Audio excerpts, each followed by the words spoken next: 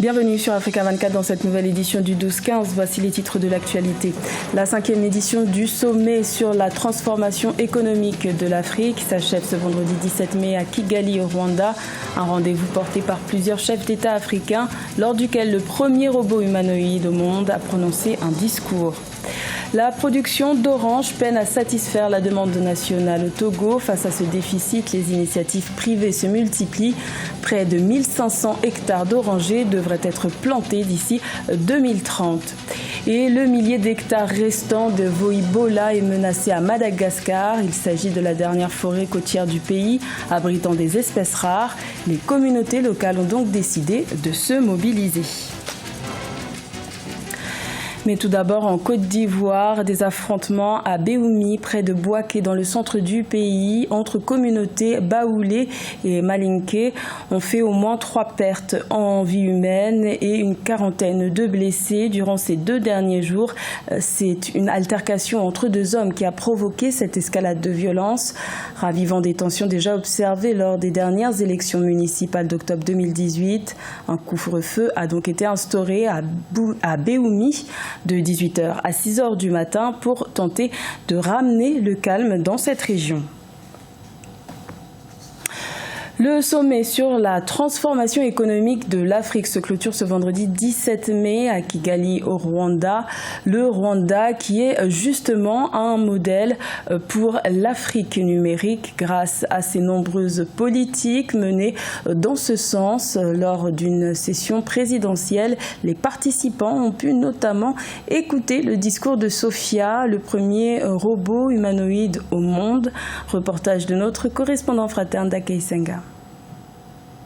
Le Transform Africa Summit s'est rendu à sa 2e journée ce 15 mai 2019, une journée marquée par une session présidentielle. Les présidents Paul Kagame du Rwanda, Uhuru Kenyatta du Kenya et Ibrahim Boubacar Keïta du Mali ont pris part à un panel de discussion intitulé « Booster l'Afrique ». Même si nous faisons appel aux investissements du secteur privé, les gouvernements africains doivent aussi investir, notamment dans les infrastructures digitales. Et après, on pourra accuser le secteur privé de ne pas profiter de cette base déjà établie pour connecter le continent. En plus des discours des chefs d'État et autres hauts dignitaires, les participants au sommet sur la transformation africaine grâce à la technologie et l'innovation ont pu suivre le discours de Sophia, le premier robot humanoïde au monde, considéré aussi comme l'une des plus grandes inventions technologiques de l'histoire. Thank you. Merci beaucoup pour l'opportunité. Je suis très contente d'être à Kigali. Mon message est simple. Nous ne devons pas aller loin pour remarquer combien l'intelligence artificielle est en train de révolutionner l'économie mondiale. En Afrique, par exemple, les startups ont commencé à l'intégrer dans les secteurs de la santé et l'utilisent pour améliorer la sécurité alimentaire à l'aide des drones et bien d'autres exemples. Depuis sa première édition en 2015, le sommet sur la transformation économique de l'Afrique se déroule chaque année au Rwanda. Cependant, il a été annoncé que la prochaine édition aura lieu en Guinée. Également dans l'actualité, le secrétaire d'État sénégalais à la promotion des droits humains et à la bonne gouvernance, Mamadou Saliousso, a officiellement ouvert ce jeudi 16 mai les travaux d'un atelier de partage sur l'adoption du projet du Code de l'enfant. Une rencontre de 2 jours qui s'inscrit dans la perspective du renforcement de la protection des droits de l'enfant dans le cadre du projet d'appui à l'éradication de la mendicité et de la maltraitance des enfants au Sénégal. Rappelons qu'en 2010, le nombre de talibés, c'est-à-dire d'enfants mendiants, était estimé à 50 000 par l'ONG Human Rights Watch. Au Togo, l'Institut national de la statistique et des études économiques et démographiques a fait l'état des lieux des filières fruits et légumes. Et les statistiques démontrent que le Togo a importé en 2017 plus de 8000 tonnes de fruits et légumes, ce qui représente 1,4 milliard de francs CFA. Les oranges font partie des importations de masse. Des initiatives ont donc été mises en place pour favoriser la production nationale. Reportage de notre correspondante Emefa Kofi. En 2013, 14 725 tonnes d'oranges ont été produites au Togo contre 16 717 tonnes en 2004. Ces dernières années, la production a régressé, augmentant ainsi la dépendance du pays en oranges. Le pays en importe du Ghana ou encore du Bénin, ces pays frontaliers. L'orange nous vient du Bénin. Le camion nous est vendu parfois à 400 000 francs CFA. À notre tour, nous le revendons à 5 ou 6 unités pour 200 francs CFA. Pour satisfaire la demande nationale, des initiatives privées pour la valorisation de la filière se prennent. 1500 hectares d'orangers à l'horizon 2030, soit 200 hectares d'orangers d'ici 5 ans pour la phase pilote.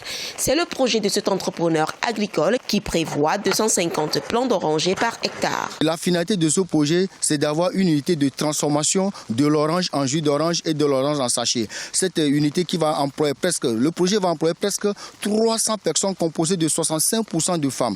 Et nous allons profiter également de ce projet pour installer une filière orange qui n'existe pas jusqu'à ce jour au Togo. Et tout ça, c'est pour répondre aux obligations de l'axe 2 du PND. L'axe 2 du plan national de développement prévoit de faire de l'agriculture un socle de développement à travers l'implantation d'usines de transformation. En 2017, la production fruitière est estimée à 560 000 tonnes. Dans la même année, le pays a importé plus de 8 385 tonnes de fruits et légumes contre 30 265 tonnes d'exportation pour une valeur de 4 578 milliards de francs CFA. Le Maroc et l'Afrique du Sud ont confirmé leur rang en haut du classement des pays émergents en 2017. Le même duo occupait déjà la tête du classement un an auparavant. Un classement basé sur plusieurs facteurs tels que la richesse inclusive, le dynamisme économique ou encore la bonne insertion dans l'économie mondiale. Marcel Farba-Maroun. Dans un récent classement publié par le groupe de recherche Institut de l'émergence, coordonné par l'économiste sénégalais Moubarak Lo, plusieurs pays africains ont réalisé de meilleures performances en matière d'émergence économique sur la période 2005-2017, fondée sur 4 dimensions, à savoir la richesse inclusive, le dynamisme économique, la transformation structurelle et la bonne insertion dans l'économie mondiale. Le tableau révèle que le Maroc et l'Afrique du Sud peuvent être aujourd'hui considérés comme des pays émergents. L'Afrique du Sud, c'est un pays qui sort du lot depuis très longtemps, qui a toujours été un pays industrialisé. En Afrique, c'est très tôt industrialisé. Le Maroc, disons, c'est beaucoup plus nouveau. C'est dans les années 2000, donc 2010, que ça s'est accéléré avec la stratégie qu'ils ont mise en place, notamment qui a permis l'émergence de ce qu'ils appellent les métiers mondiaux. Hormis ces pays considérés comme émergents, 10 pays sont classés dans la catégorie dénommée pays pré-émergents, avec en tête la Tunisie, suivie de Maurice et de l'Algérie. Dans la catégorie des pays dits potentiellement émergents, le Sénégal devance 15 pays comme le Cameroun, le Bénin ou encore la Mauritanie. Les autorités ont placé l'objectif en 2035 pour le Sénégal. Mais moi, je demeure persuadé que si les choses s'accélèrent, même d'ici 2030, on pourrait atteindre l'objectif avec 5 années à l'avance ou même plus. L'étude réalisée par l'Institut de l'émergence permet de constater que sur 45 pays, 41 ont connu une amélioration de leur situation d'émergence sur la période 2005-2017. Notons que le Libéria, la Centrafrique et le Burundi sont classés dans la section pays sous-développés et par conséquent ferment la marche de ce classement. Le rapport publié au début du mois de mai 2019 sur la biodiversité est sans appel. La diversité de la vie sur Terre est en déclin. C'est notamment le cas de la forêt malgache Voïbola qui abrite des espèces rares telles que la plus petite grenouille au monde, ce qui pousse les communautés locales à interpeller les autorités à ce sujet. Solène Duplessis. La forêt de Voïbola, située sur la côte orientale de Madagascar, près du canal des Pangalanes, pourrait disparaître d'ici 5 ans. L'une des dernières forêts primaires de la région a en effet perdu plus de la moitié de sa superficie en 15 ans. Les 1000 hectares restants sont menacés par les effets néfastes du changement climatique et les trafiquants locaux de bois. Face à ce fléau, des communautés locales s'organisent pour la sauvegarde de la forêt, classée aire protégée depuis 2016. Il n'y a plus de pluie. Les ressources en eau deviennent insuffisantes. La terre s'appauvrit, nous luttons pour nourrir nos cultures. J'ai immédiatement rejoint les rangs des gardes forestiers. Les jeunes de mon âge doivent comprendre qu'il est important de sauver la forêt, sinon nous ne pourrons plus vivre. La forêt de Voïbola, connue pour la richesse de sa biodiversité, abrite des espèces rares comme le plus petit caméléon et la plus petite grenouille du monde, découverts en 2012, ainsi que les lémuriens. Des espèces menacées d'extinction à cause du braconnage et de l'exploitation forestière. Les défenseurs de la forêt interpellent les autorités locales sur leurs responsabilités. On porte plainte contre l'autorité locale pour abus de pouvoir, pour destruction de la forêt. Et diffamation, arrestation sans motif valable. Notons que Madagascar perd chaque année 50 000 à 100 000 hectares de couverture forestière sur un total estimé à 9 millions d'hectares selon le ministère malgache de l'Environnement. Les défenseurs de la forêt espèrent une aide de l'État pour mettre fin à cette situation écologique et humaine qui ne cesse de se dégrader. C'était le journal de la rédaction. Merci de l'avoir suivi. L'information continue sur Africa 24.